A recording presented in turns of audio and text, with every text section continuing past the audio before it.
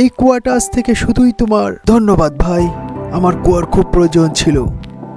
তুমি এই কুয়া থেকে পানি তুললে কেন? বারে, কুয়া আমি এত টাকা দিয়ে কিনলাম, আর আমি পানি তুলবো না তো কে তুলবে? আমি শুধু কুয়াটা বিক্রি করেছি, পানি তো বিক্রি করিনি। এটা আবার কেমন কথা? আমি মহারাজের কাছে তোমার নামে নালিশ করব, মহারাজের বিচার করবে। ঠিক আছে, যাও যাও, কোনো লাভ হবে না। মহারাজ, এই অন্যায়ের বিচার করুন। গোপাল, এদের বিচারটা করে দাও, দেখি তোমার কত বুদ্ধি। ঠিক আছে মহারাজ, আমি বিচার করছি। বলো কি হয়েছে তোমাদের?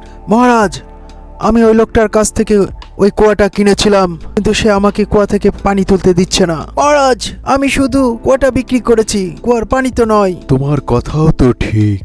যদি তাই হয় তাহলে তুমি কুয়া থেকে সব পানি তুলে নিয়ে তার কুয়া খালি করে দাও, অথবা তার কুয়াতে তোমার পানি রাখার জন্য কুয়ার ভাড়া দাও, কারণ কুয়াটা তো তোমার না। আমার ভুল হয়ে গেছে মহারাজ, আমার ভুল হয়ে গেছে, আমাকে ক্ষমা করে দিন, ক্ষমা করে দিন। ধন্য গোপাল, ধন্য, তোমার বিচার অসাধারণ।